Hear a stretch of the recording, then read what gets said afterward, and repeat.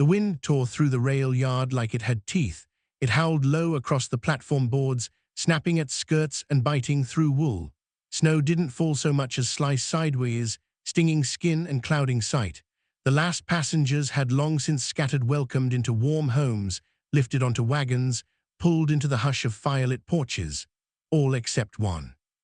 Eva Santiago stood alone, a single figure half swallowed by the dark and the cold, her thin coat no match for a New Mexico winter. The telegraph crumpled in her hand was already damp, its ink bleeding like a wound. Arrangements altered, circumstances prevent meeting obligations. L. Colburn, 12 words, no apology, no explanation, no wedding. She clenched her jaw, the metal edge of the train station roof groaning overhead like a dying thing. Her ears burned from the cold, or maybe the shame. It was hard to tell the difference tonight. She hadn't eaten since yesterday's morning biscuit on the train. That felt like another life now. Silver Creek was supposed to be her escape. Instead, it was the end of the road. Her boots slipped slightly on the iced boards as she stepped off the platform, her small carpet bag thumping against her knee. It held all she owned in the world: 2 dresses, a hairbrush with missing bristles, a half-used bar of soap, and a locket that hadn't held a photo in years. The streets of town weren't empty, but they felt it. Light glowed golden through frosted windows. Inside, she saw silhouettes around supper tables, the flicker of candles, the blur of movement as children danced to Christmas songs she could only hear in fragments. From the outside, everything looked warm. From the outside, everything always did. She walked, not toward anything, just away from standing still. Her steps had no destination, only motion. The snow squelched beneath her boots, soaking through the worn leather. Her fingers had gone numb hours ago. She counted the coins in her pocket without looking. 17 cents. Not enough for a room, not enough for a meal.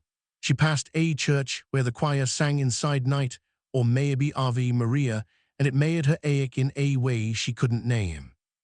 On the corner near the general store, she paused. A warm light spilled from the window of a place called the Rusty Spoon, a narrow diner tucked between the saloon and the saddlery. The sign read closed at 6, but the inside wasn't empty. She saw him before she meant to look. A man in a wide-brimmed hat sat at a corner table, eating in silence. He moved with the slow, deliberate rhythm of someone who knew exactly how long it would take to finish a meal and intended to savor every bite. A plate of beef, potatoes, carrots, and a thick slice of bread steamed in front of him. Her stomach clenched so hard she staggered. Eva leaned on the brick wall for balance, dizzy with the scent of food, warmth, and something else, something like grief. The kind that creeps in when your body knows you've been forgotten. And then he looked up. Through the glass, their eyes met. She flinched, humiliated, and stepped back into the shadows, but not fast enough. The door creaked open. "Miss," his voice was low, unhurried, but firm. She turned her head just enough to see him silhouetted in the doorway, steam curling out behind him. "You waiting on someone?" he asked. She swallowed, throat raw from wind and pride. "No, didn't figure you were." A pause. "There's still food left. Come in, you're shivering." She opened her mouth to refuse. The word no rose in her throat out of habit, protective, automatic. But she couldn't say it. Not tonight, not with the world this cold. Inside, the heat hit her like a wall. It smelled of meat, black coffee, and something sweet, maybe apples or cinnamon. A stove near the back glowed hot. She blinked at the sudden light and warmth. A stocky man in an apron looked up from sweeping. "Even in, miss," he said kindly. "Name's Emmett. Mr. Travis here says there's an extra plate." She glanced at the man, Cole Travis, apparently who had already returned to his corner table and resumed eating like nothing had happened. "You sure?" she asked, voice cracking. Cole didn't look up. "Kitchen made too much," he said. "You'll be doing me a favor." The lie was gentle, and she accepted it like it was gospel. She sat at a small table near the stove, unsure what to do with her hands. In moments, Emmett brought a full plate and set it down with a nod. The smell alone almost undid her. She tried to eat slowly, but hunger had its own urgency. The beef was tender, the potatoes had been roasted in fat, the carrots glistened with butter, the bread soaked it all up. Across the room, Cole said nothing, just chewed and drank his coffee, eyes on his plate. She finished eating before she realized it. When she looked up, Emmett had already poured 2 cups of coffee and slid one toward her. "Thank you," she said, unsure who she was thanking, Cole, Emmett, God, or all of them. Emmett wiped his hands on a rag. He paid for it. I just cooked it. She turned, properly looking at Cole now. Under the brim of his hat, he had dark eyes that had seen more than they said. His coat was dusty, and his boots were worn to the heel. I'll repay you, she said softly. When I can, no need. He sipped his coffee. We all stumble. This town's seen worse. She wrapped her hands around the mug. The heat seeped into her bones. Emmett stepped toward the stove. You got A players to sleep tonight, miss? Eva hesitated. Lying would be easier, but tonight had stripped her down too far for falsehoods. No, she said, not yet. Emmett and Cole exchanged a glance. Something passed between them, silent and practiced. Then Emmett said, my sister Rosalia runs a boarding house 2 streets over. Keeps a room for folks down on luck. Trey'd work for board if you're willing. I can work, Eva said quickly. I'm not afraid of work. Didn't figure you were. He scribbled a map on a napkin. Yellow house with a blue door. Tell her Emmett sent you, she'll be up. Eva folded the napkin carefully, like it was a lifeline. When she stood, Cole was already at the door. Cold walk, he said, adjusting his coat. I'll walk you partway. I can manage, sure, but you don't have to. That was the difference tonight. For once, someone wasn't saying she couldn't, just that she didn't have to. They walked in silence. The town hushed under snowfall. Light spilled from windows. From a distance came the faint sound of carols and dogs barking at the night. He carried her bag without asking. She didn't stop him. After a while, he said, you came far enough. Running from something? She didn't answer at first. Then, thought I was running towards something. Turns out I was wrong. He nodded once, as if he understood. They turned the last corner toward Maple Street. A soft yellow glow lit the porch of the house with the blue door. She didn't know what waited behind that door. For the first time in a long time, she hoped it wasn't silence. The yellow house looked like it belonged in a storybook someone had forgotten to finish. Its paint had faded under the sun and wind, but the soft porch light made it glow against the snow like a lantern in the dark. A blue wooden door, worn at the edges, stood square and quiet, just waiting to be knocked on. Cole stepped back into the shadows, letting Eva approach alone. She hesitated, lifting her hand once, then again, before finally knocking. Once, twice, a pause, footsteps shuffled inside.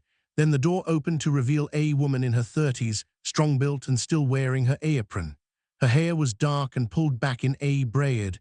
Her eyes assessed Eva in a single sweep, sharp, but not unkind. A small girl peeked around her legs, clutching a threadbare stuffed rabbit, eyes wide. You Rosalia Ortega? Eva asked, voice low from cold and nerves. I am, the woman answered. And you're the one Emmett sent? Yes, ma'am. Rosalia opened the door wider. Come in before you turn to stone. Eva stepped inside, and warmth wrapped around her like a coat she didn't know she missed. The smell of cinnamon, wood smoke, and stew lingered in the air. A cast-iron stove crackled in the far corner, and somewhere down the hall, a clock ticked slowly, steady, grounding. The girl didn't move, still watching Eva with the quiet intensity of a child who hadn't learned to hide curiosity. I'm Eva, she offered gently. The girl blinked, then held up her rabbit like it was introducing itself too. I'm Luz, she said, that means light. Rosalia rubbed the girl's back. She named herself that when she was 4. I didn't argue. Eva managed a tired smile. Her fingers were starting to thaw and they ached with it. You got a place to sleep tonight? Rosalia asked. I don't, Eva said simply, but I can cook, clean, sew, and I don't mind early mornings. Rosalia studied her a moment longer. Emmett said you'd be willing to work. I run this house with just me and Luz. That means if you're here, you pull your weight. I'm not a charity. I'm not looking for one, Eva said. Something in Rosalia's face softened. Then you can have the spare room. Bath's out back, boiler's old, so don't expect hot water to last long. Breakfast starts at 5. Eva's voice wavered with gratitude she didn't want to show. Thank you. Luz came closer and reached for Eva's hand, small fingers curling around hers. You smell like snow, she whispered. Eva didn't know what to say to that, so she just squeezed the girl's hand back. Cole had remained at the threshold this whole time, hat in hand. Rosalia looked up at him with a raised eyebrow. You staying for coffee? She asked. He shrugged. If it's no trouble. It's Christmas Eve. Sit down. It's no trouble. They drank thick, dark coffee in chipped cups, while Luz handed out cookies shaped like stars. She gave Eva one, Cole one, then kept two for herself with all the solemnity of a priest handing out blessings. Rosalia sat with one leg crossed over the other, watching the fire, then turned to Eva. "You got folks back home?" "No," Eva said, "not anymore." Rosalia nodded slowly. "Then this is home for now. Don't make it harder than it has to be." There was no soft tone to her voice, but no edge either. Just truth. It settled in Eva's chest like a stone dropping in a well. Cole sipped his coffee in silence, eyes steady on the flames. After a long pause, he said, "She walked all the way from the depot. In this weather, I've walked farther," Eva said quietly. Rosalia looked at her. "Not everything has to be earned through pain, you know. I'm not used to that." "You will be." That night, Eva lay in a small bed with a wool blanket and a thin pillow. The mattress creaked every time she breathed, and the wind howled outside, but she didn't care. Her hands smelled like soap and cinnamon. Her belly was full. Her coat hung drying by the fire. She thought of Cole's voice, low, plain-spoken. He'd carried her bag like it weighed nothing, but it had felt like the first time someone had lifted anything for her in years. She wasn't foolish. She didn't believe in fairy tales, but for one night she let herself believe in the idea of rest. By the time dawn broke, she was already up tying an apron over one of the two dresses she owned, sleeves rolled, ready to work. Rosalia was at the stove, flipping tortillas over an open flame. She pointed toward the basin with her chin. "You know how to scrub?" "Yes, ma'am." "Good, start there. Buzz'll be up soon. She likes honey in her porridge and refuses raisins." Eva got to work. The soap stung her cracked hands, but she welcomed it.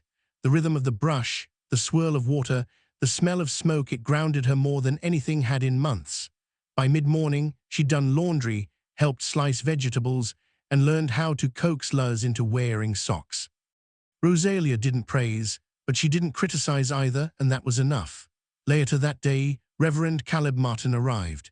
He was a tall, older black man with a worn coat, walking stick, and a voice like gravel softened by honey. He sat by the fire with Luz on his knee and told a story about a horse that once outwitted a bandit by pretending to be lame. Eva listened from the corner, folding towels, unsure if she was meant to join. When he rose to leave, he stopped beside her and handed her a notebook wrapped in butcher paper. "For the words you're afraid to say out loud," he said simply. She blinked. I didn't. "You don't have to deserve it first," he said. "You just have to need it." After he left, Eva sat in the kitchen long after the dishes were done. The notebook rested on her lap like it was made of stone. Cole didn't come the next day or the next. But on the third evening, just as Rosalia was washing the last dish, a knock came at the back door. Eva opened it, and there he stood with a sack of potatoes in one arm and a wrapped jar of preserves in the other. "From my neighbor," he said. "She always makes too much." Rosalia took the gifts with a knowing smile. "You're just in time. We're having stew. I don't want to impose." "You won't be. Sit down." During dinner, Luz climbed onto Cole's lap with no invitation. He let her stay. She whispered about the kitten she wanted, and he promised to bring her one from the next litter if she helped him name it. Eva watched from across the table. She saw the way his shoulders relaxed under Luz's weight, how he let the child lean against him like it was the most natural thing in the world. After the meal, Cole helped Eva dry dishes while Rosalia put Luz to bed. They worked quietly. The closeness was new but not uncomfortable. As she handed him the last plate, their fingers touched briefly but long enough.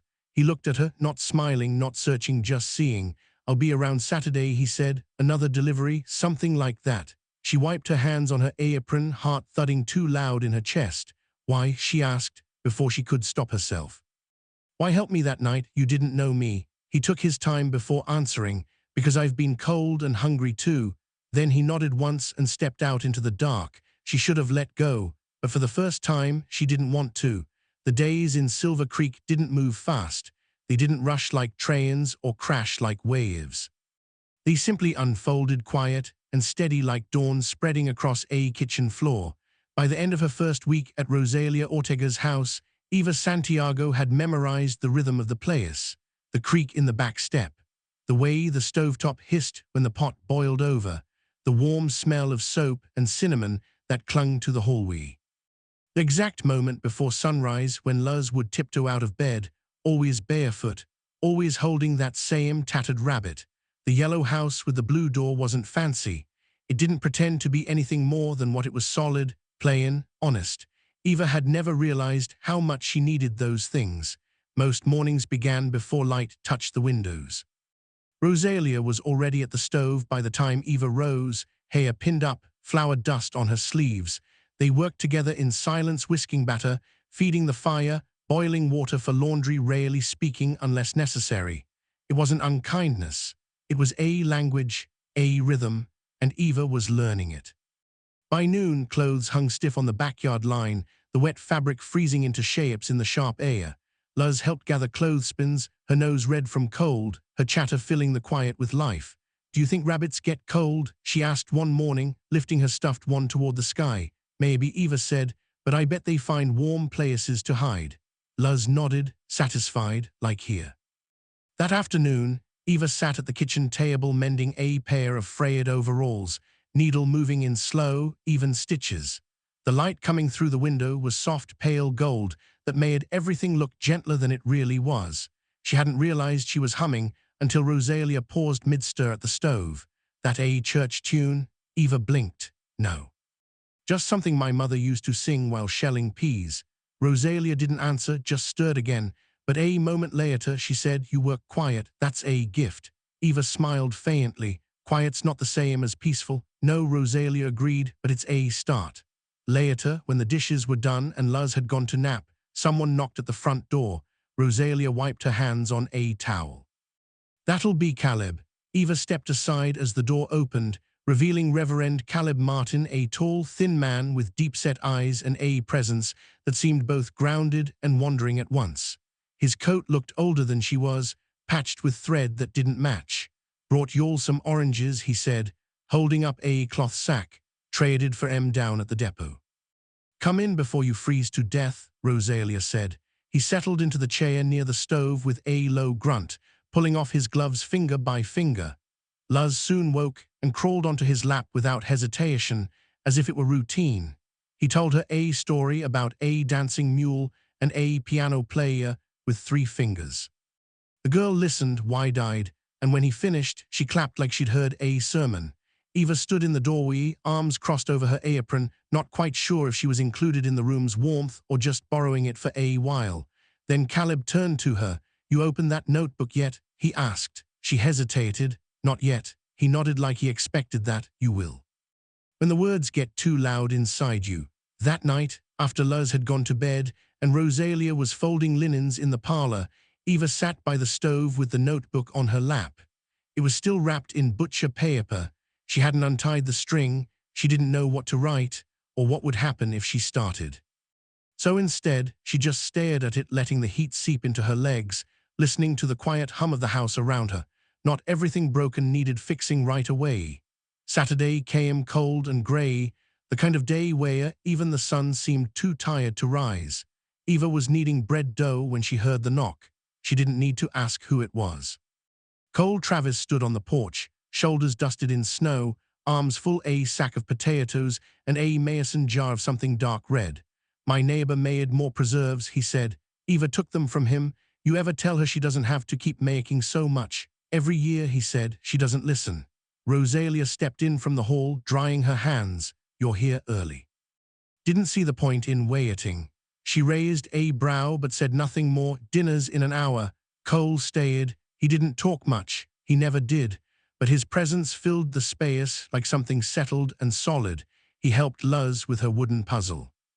Listened as she recited her letter to Santa, which included a real kitten, a peppermint stick taller than her, and a new pair of socks that didn't itch.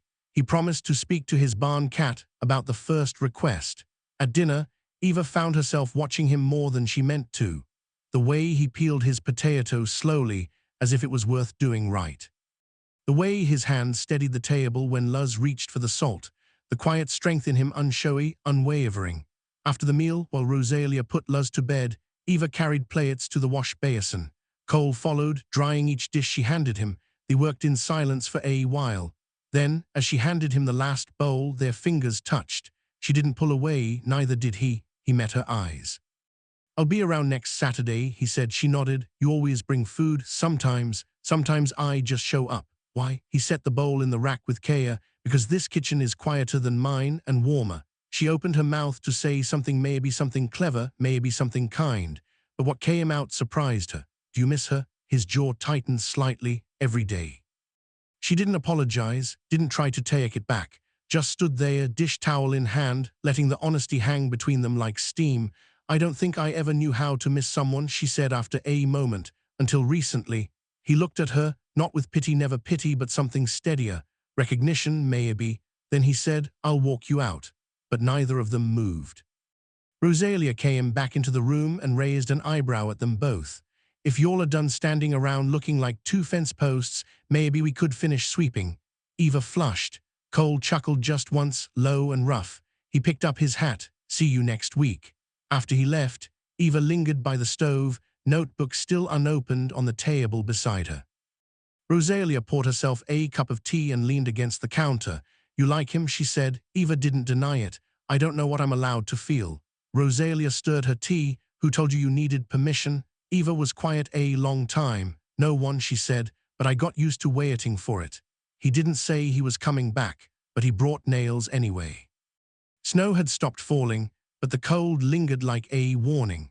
The porch steps creaked under Cole's weight as he crouched with a small hammer in one hand and a rusted nail in the other. Eva stood just inside the doorway, holding a bowl of leftover stew and watching him work. I told you I could get to that this weekend, Rosalia said behind her. Cole didn't look up. And you'd have to track down the right nails, patch the wood, test the rail. Figured I was already here. Rosalia raised a brow but said nothing more. She turned and disappeared back into the kitchen. Eva stepped out slowly, the bowl still warm in her hands. You didn't have to. He looked up at her. Didn't say I did. She offered him the stew. He took it with a quiet nod, sat back on his heels, and started eating right there on the porch step. She sat beside him, her coat barely thick enough, the cold biting through the fabric, but she didn't mind.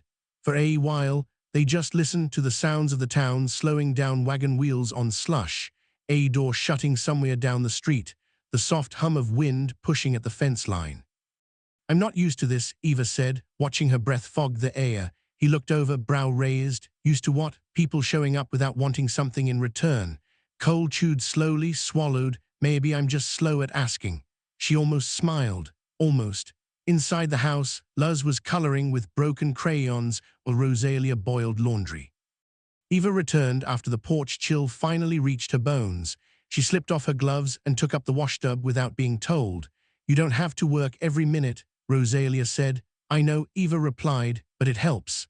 They didn't speak after that.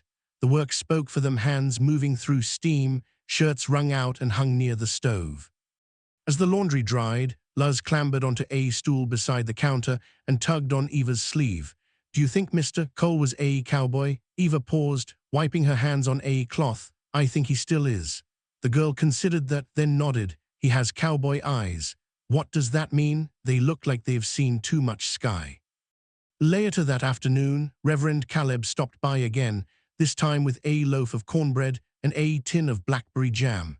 He handed the tin to Luz and sat with the adults, rubbing his knees like the cold had taken a personal grudge against him. Rosalia poured him coffee. Eva poured one for herself and sat across from him. You writing anything yet? He asked, eyes fixed on the stove. Eva shook her head. Not yet. You dream in words? Lately I just dream in silence. He nodded. That's where the loudest truths live. Cole returned again that week. No sack of food, no jar of preserves, just a box of nails and a few boards for the loose porch rail. He didn't ask for company, but Eva found herself stepping outside with 2 mugs of coffee anyway. He sat on the top step, she on the one below. You ever think about going back? He asked. Back where? Wherever you came from. Eva looked out at the road, bare now except for muddy ruts and old snow. There's nothing to go back to, she said. Even the silence there doesn't feel like rest. Cole sipped his coffee, nodded. That's a kind of answer. She turned toward him. What about you? You ever think about leaving? I already did, for a while. Rode fence in Wyoming, broke horses in Kansas, ended up back here. Why? He hesitated, then because the land knew me and I knew it back. Eva studied him for a long moment. Do you miss her? She asked again, quieter this time. He didn't pretend not to know who she meant. Some days I miss her so much it feels like biting down on glass. The wind picked up.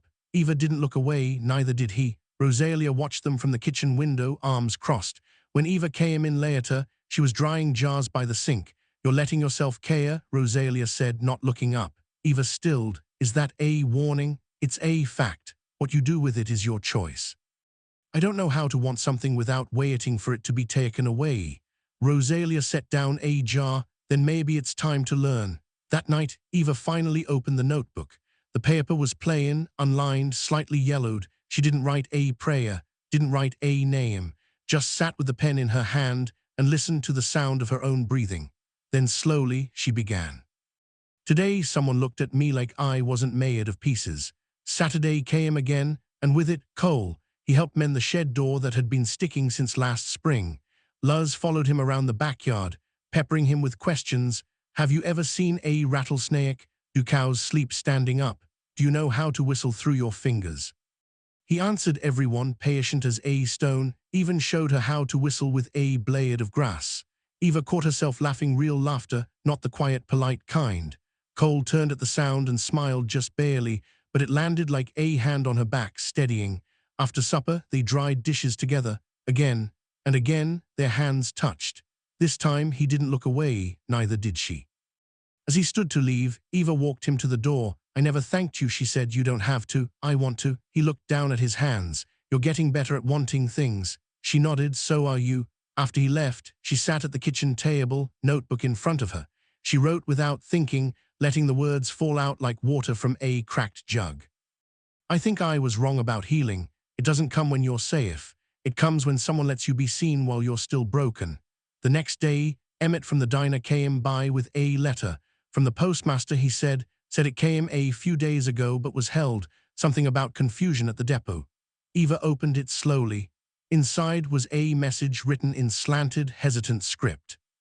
It was signed by Martha Colburn, the sister of Levy, the man Eva had come to marry. Levy had died, thrown from a horse 2 weeks before Christmas. He'd been unconscious for 3 days before passing. The telegram that cancelled the wedding wasn't from him. Martha had sent it in grief and panic, trying to stop Eva from making the trip. She hadn't known it arrived too late. Eva read the letter 3 times, then set it down. She didn't cry, didn't scream, she just sat very still, the snow beginning to fall again outside. "He died before I even left." Her voice was steady. "So maybe I wasn't running from rejection. Maybe I was just running and didn't know it." The storm came, without warning, fast and hard, like it was chasing something. By mid-afternoon, the wind had turned bitter, dry snow sweeping across the fields in tight spirals. Shutters slammed against window frames. Horses stamped in their stalls. Even the chickens stopped making noise. Inside the yellow house with the blue door, Eva stood at the kitchen window, one hand resting on the glass. The letter from Martha Colburn sat unopened on the counter behind her. She hadn't touched it since the first reading. She didn't need to. "He's dead," she had told Rosalia the night before. "The man I came to marry died before the telegram even reached me." Rosalia hadn't said much, just poured coffee, set it in front of her, and sat nearby, not asking questions, not filling the silence. Eva hadn't cried. Not because it didn't hurt, but because it didn't belong to her. Levy Colburn had never been hers. His name, his promise, even his death, they had all passed through her life like wind through an open window. She felt the weight of absence, but not grief. What she mourned was something more elusive, the illusion of certainty, the plan. The imagined life that had kept her walking when everything else fell apart. Now the storm thickened outside, the sky smudged gray like soot. Rosalia moved through the kitchen, lighting lamps, one by one. Luz pressed her nose to the glass, her breath fogging little circles across the pane. "Is Mr. Cole coming today?" the girl asked. "Not in this weather," Rosalia said. "Even cowboys know when to stay put." Eva didn't answer. She didn't want to admit she'd been wondering the same. They spent the rest of the afternoon in near silence. Rosalia took up mending near the stove. Luz played with a worn deck of cards, making houses that kept collapsing. Eva scrubbed the already clean countertop just to have something to do. Then, around supper, a knock came at the door. Eva opened it to find Cole standing there, hat in hand, snow melting across his shoulders. "I didn't think you'd come," she said. He shrugged. "Didn't like the idea of you eating stew without me." She stepped aside to let him in, warmth hitting him like a wall. "You're soaked," she said, "snow all dry." Rosalia looked up from her chair. "You've either got poor judgment or a soft heart." Cole smiled faintly, bit of both. Dinner was quiet but comforting. The stew was thick, full of root vegetables and barley. Eva served cornbread from the loaf Caleb had brought earlier in the week. The storm battered the shutters, but inside, everything felt still anchored.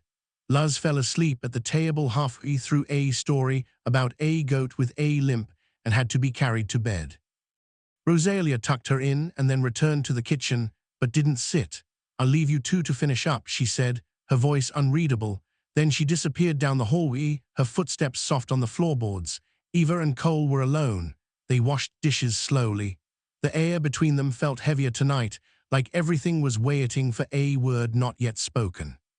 When Eva handed him a plate, she paused. "I got a letter," she said. He looked at her. "From who?" "Levy's sister." His brow furrowed. "Levy, the man I came here to marry." She said it plainly now, no shame, no hesitation. "He's dead, died before Christmas. That telegram wasn't from him." Cole dried the plate in his hands, not rushing it. "You okay?" "I don't know," Eva said honestly. "I wasn't in love with him. I didn't even know him. But he was. A plan, a reason to move forward." She set the next dish down. "Now I don't know if I came here because I believed in the future or because I didn't know what else to do." Cole didn't offer comfort or cliches, just dried the next dish. Then, after a long pause, "Not knowing what to do doesn't mean you made the wrong choice." She met his eyes. "Then what does it mean?" He held her gaze, quiet. "It means you're human." Later, they sat by the stove, mugs of coffee in hand, the warmth seeping into their fingers. The storm still whispered against the walls. Cole stared at the flames for a long time before speaking again. "After my wife died, people kept bringing casseroles, saying the same things in a better place. You're young, you'll love again, at least you didn't have kids." He shook his head. None of it helped. Eva didn't speak. She didn't need to. He continued, voice low. "What helped was a neighbor, Jude Harding, came by the day after the funeral. Didn't say a word, just picked up an axe and started splitting wood." He glanced at her, his face unreadable. "That's what I'm trying to do, just split the damn wood." Eva looked down at her hands, calloused from laundry, flour, soap, and cold. She didn't feel fragile anymore, not in the way she used to. But she still felt like someone in progress, like a chair being sanded, still rough along the edges. "You think it gets easier?" she asked. "No," Cole said. "I think you just get better at carrying it." She nodded. The truth of it sat heavy but solid.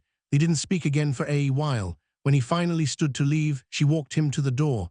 The snow was still falling, gentler now, but deep enough to swallow boots. Cole turned to her before stepping out. "If you ever need help splitting your own wood," he said, "you don't have to ask twice." Eva smiled, not wide, but real. "Neither do you." He held her gaze a moment longer, then tipped his hat and disappeared into the dark. She returned to the kitchen, the fire now low. The notebook still sat on the table, half filled now with scattered thoughts and half-written prayers. She opened it, turned to a blank page, and wrote, "I think I've spent most of my life believing love had to hurt to be real, but maybe it's quieter than that. Maybe it's just someone showing up in a storm." She closed the notebook and leaned back in the chair. Outside, the snow kept falling, but she didn't feel buried anymore. "He died before I even left." Her voice was steady. "So maybe I wasn't running from rejection. Maybe I was just running and didn't know it." The next Saturday came with a sky the color of tin and air so cold it stung the lungs. Eva had just taken a loaf of bread from the oven when she heard boots on the porch and a knock at the kitchen door, not the front. The kitchen, his way of saying this, wasn't a visit, it was a habit. She wiped her hands on her apron and opened the door. Cole stood there, holding a burlap sack and a small wooden box. He was dusted in frost again, but his eyes were steady as ever. "Brought kindling," he said, "and nails. Seems you're always running out." She stepped aside. "We use what we have." He walked in like he always did, quiet, careful, not needing permission, but not assuming it either. The house felt warmer when he was in it, though Eva would never say that out loud. Rosalia glanced up from her chair near the stove. "I was beginning to think you only show up in storms." "No storm today," he said. "Not yet," she muttered. The kindling went in the bin near the stove. The nails were for a loose drawer in the pantry, which Cole fixed in under 5 minutes. Then he stayed, same as every week. Dinner was rabbit stew and cornbread. Luz sat on his lap and told him about a bird she'd seen in the yard, bright red, like a flame, she said. He listened like it was the most important story he'd heard all year. Eva watched, spoon paused Medea. There was something in the way he responded to Luz that unsettled her, not in a bad way, but in the way that revealed too much. He wasn't pretending to be gentle, he simply was. After dinner, Luz pulled him by the hand to show him her drawing, 4 stick figures, her, Rosalia, Eva, and him standing in front of a house with a blue door. "This is us," she said proudly. "And that's the kitten you said I could have." Eva felt the floor shift beneath her, not physically, not even noticeably, just enough to remind her that what was growing here wasn't just comfort, it was something that could break her if it went wrong. Later, while Rosalia read to Luz by the fire, Eva and Cole washed the dishes together again. The routine had become so familiar it felt like muscle memory. She rinsed, he dried, and neither said much unless it mattered. When the last plate was shelved, she turned to him. "I've been thinking." He raised an eyebrow, always a risky start. "I don't know what to do with all of this," she said, voice quieter. "The routine, the safety, the fact that you keep showing up." He didn't speak, but he didn't look away either. She pushed forward, words tumbling like stones down a hill. "I came here expecting one kind of life. A husband, a ranch, something transactional, safe. That plan's gone, and what's replaced it is quieter, but more dangerous." He folded the dish towel slowly. "Why dangerous?" "Because it asks something of me I've never given before," she said. "Choice, want, not obligation." He nodded once, like he understood too well. "I meant what I said last time," he said. "About work come spring, I'll need hands. But I don't want you to think I'm offering charity. I don't. I'm offering a start," he said, "not a rescue." She looked down. Her hands were trembling. "I wake up earlier than I used to," she said, "because I want to. I help Luz read because her joy makes mine feel real. And on Saturdays," she paused, took a breath. "On Saturdays, I catch myself waiting for the sound of your boots on the porch." The room went still. Cole didn't smile. He just looked at her like she was a trail he'd been walking toward without knowing it. "I save things to tell you," he said. "Small things, a hawk I saw, a joke Emmett made. Dumb things, and I don't know what that means. But it's true, truth is enough," Eva said softly, "for now." After he left, Rosalia didn't say anything. She just handed Eva a folded blanket to shake out on the line tomorrow. Eva turned the notebook over in her lap that night. She didn't open it, just sat there with her hand on the cover, her mind a slow, steady churn. She was no longer just surviving, she was starting to want. The following week, Cole came by twice. First on Wednesday, saying he needed to check prices on feed. Then again Friday, claiming he'd forgotten to ask Emmett about a part for his wagon. Each time he ended up in the kitchen. Each time they found work to do, mending, sorting, organizing, but it was never really about the work. Their conversations deepened, books they remembered, childhood disappointments, regrets, the things they had hoped for once and stopped hoping for later. One night they stood on the porch watching the stars prick through the dark. "Do you think people get more than one life?" Eva asked. Cole glanced at her. "You mean reincarnation?" "No, I mean, do we get more than one chance to live right? To live full?" He thought about it. "I think we do," he said, "but I don't think they come all at once. I think they come slow, one quiet yes at a time." That Saturday, he arrived without warning while Rosalia was visiting a sick neighbor and Luz was off at the schoolhouse. Eva was alone in the kitchen, sleeves rolled, working on a stubborn wine stain in a rancher's Sunday shirt. The knock was soft, but her heart jumped like thunder. She opened the door to find him standing there, hat in hand, looking like he'd come to confess something. "I wasn't expecting you till tomorrow," she said. "I know." He hesitated. "Can I come in?" She stepped aside.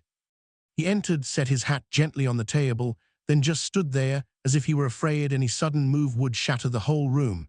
"I need to say something," he said, "and I'm afraid if I don't say it now, I'll lose my nerve." She turned fully to face him. He swallowed, eyes steady. "That job offer I made for spring, it was a way to talk around what I really meant." Eva didn't move. Her breath caught. "I don't want to hire you," he said, voice low. "I want to know if there's a chance for more for us." Her mouth opened, but no words came. "I know it's early," he said. "I know you came here for different reasons. But I wake up thinking about whether you'll be at dinner. I come to town with excuses just to see if you'll ask me to stay." She reached for the counter behind her, something to anchor herself. "I'm afraid," she whispered. He nodded. So am I. I've lost too much, she said. Every time I've reached for something, it's disappeared. I can't promise this won't disappear, he said. I can't promise anything except that right now, what I feel is real. Her voice broke. Is that enough? I don't know, he said, honest to the bone, but maybe we could find out together. I'm afraid, she said again, but I'm also tired of being afraid. They stood in the kitchen, the wind rising again outside, the silence between them full not of fear, but of beginning. The cold returned on the heels of February, dry and sharp, the kind that made the trees creak and the sky too wide to hold onto. Cold didn't come on Saturday. Eva tried not to notice, but she still caught herself glancing at the porch window between folding towels, still listened for the familiar weight of his boots on the back step, still added an extra place at the table without thinking. He'll come, Rosalia said simply, not looking up from her mending. Men like him don't drift, they pause. Eva didn't answer. She just kept kneading dough with more force than necessary, like she could work the doubt out of her hands. He came the next day, Sunday, late afternoon, the light already starting to fade. She opened the door before he even knocked. He looked older than usual, drawn, stiff in the way people get when they're holding something they don't want to share. I didn't want to stay away, he said, but I couldn't come yesterday. Why? He stepped inside, took off his hat. His coat was still dusted with dry snow. Today was her birthday, he said, my wife's. Eva closed the door behind him and leaned her back against it. She didn't ask questions, just waited. She would have been 27, he said, his voice low and careful, like each word had to be lifted over a fence. I woke up and remembered, and it hit me like I'd lost her all over again. Eva crossed the kitchen slowly and stood by the stove, facing him. Grief doesn't shrink, she said, we just grow around it. His eyes flicked up to her, startled maybe. Then something softened. You've lost someone, he said. It wasn't a question. She nodded. My parents when I was 12, my aunt later, but not to death. She just stopped seeing me and my sister. This past fall, childbirth, the baby didn't make it either.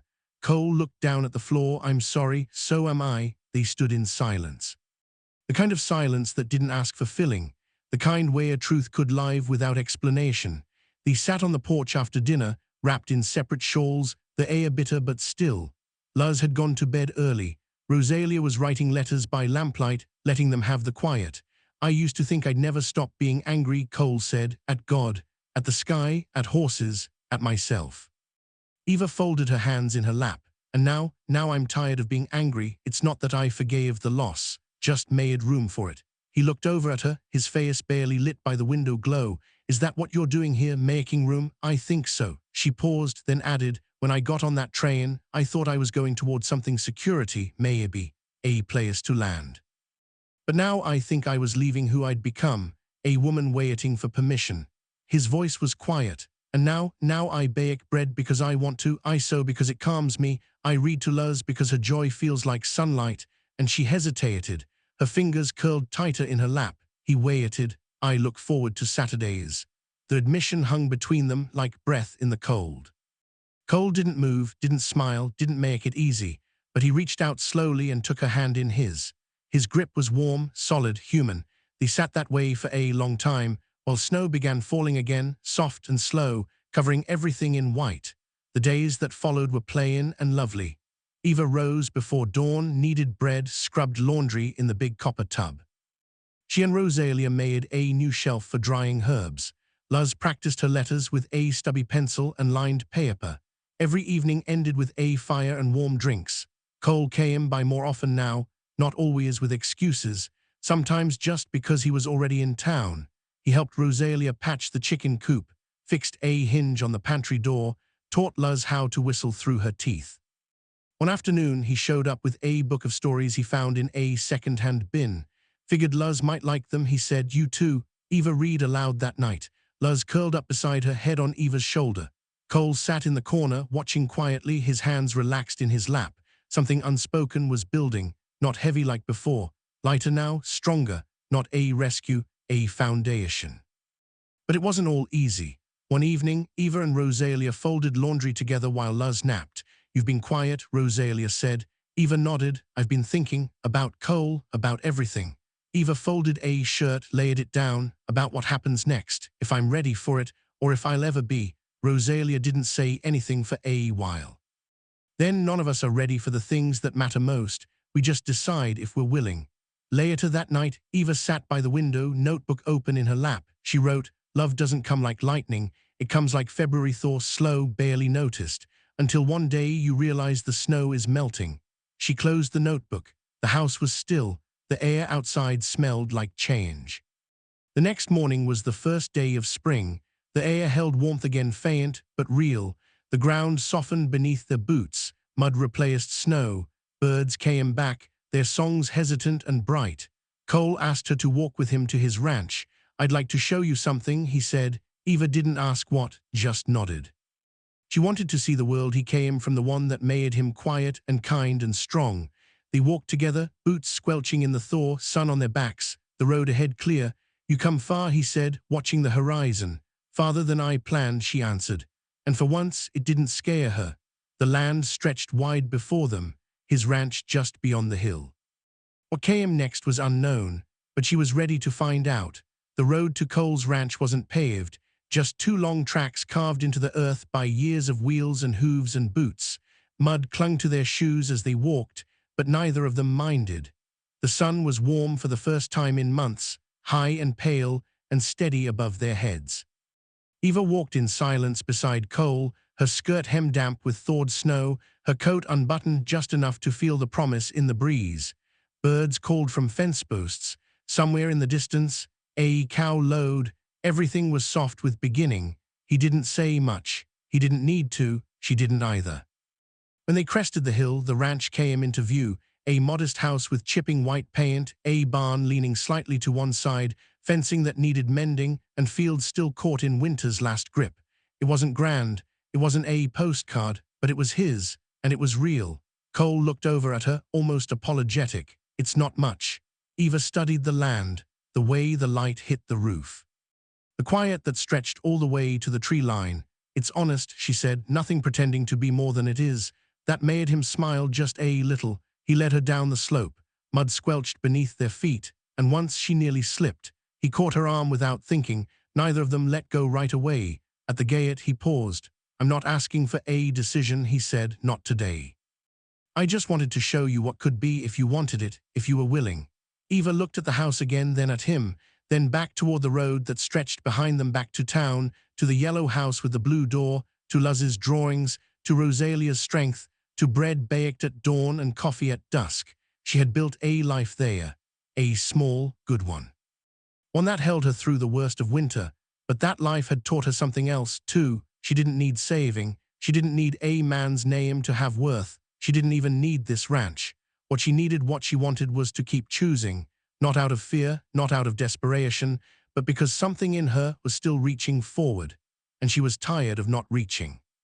"Show me the creek," she said. He blinked. "What? You said there's a creek that runs through year-round? I want to see it." He stared at her for a moment, then gave a quiet laugh, surprised, relieved. He held out his hand. She took it. They walked down past the barn, through a gate missing its latch, and along a narrow path worn into the earth. Eva could hear the creek before she saw it, water moving over stones, soft and constant. When they reached it, she stopped. It wasn't wide, maybe 5 feet across, but it was clear, fast, alive. Snowmelt shimmered in the current, catching sun like glass. Cole stood beside her, quiet. She crouched down, touched the surface with her fingers. Cold bit her skin, but she didn't pull away. "This is what I've been looking for," she said softly. "The creek, no, this." She turned to him, stillness and movement at the same time, something that doesn't ask anything of me except to exist. Cole didn't speak. He didn't need to. That night back in town, she sat by the window at Rosalia's, notebook in her lap. Luz slept curled under her arm, rabbit tucked close. The lamp was low. The wind had gone quiet. She opened to the last page and wrote, "Love isn't a rescue, it's a return to yourself, to hope, to choosing even when it's hard." She closed the notebook and set it aside. Rosalia came into the room, drying her hands on a cloth. "Long walk today," she said. Eva nodded. "You find what you were looking for?" "I found something worth walking toward." Rosalia smiled. "That's more than most." 2 days later, Cole came to the back door again. He didn't bring preserves or potatoes, just himself. Eva met him on the porch. "I'll be here through spring," she said, "to help." "I'm glad." After that, he waited. "I think I'd like to keep walking with you." Cole nodded. I think I'd like that too. They stood in the doorway, not kissing, not rushing, just knowing, the kind of knowing that didn't require promises, only presence. In the weeks that followed, snow disappeared from the fields. Green returned. Luz learned to whistle properly and insisted on practicing before breakfast. Rosalia started planting herbs by the window. Eva rose every day before the sun, not because she had to, but because it felt good to move, to shape bread, to listen to birdsong, to belong in her own skin again. She didn't need a sign or a vow or a rescue. She just needed a hand beside hers, steady and true, and she had that now. The road stretched behind them, and ahead mud and promise, leading everywhere and nowhere. And for the first time in her life, Eva Santiago wasn't afraid of not knowing where it would end.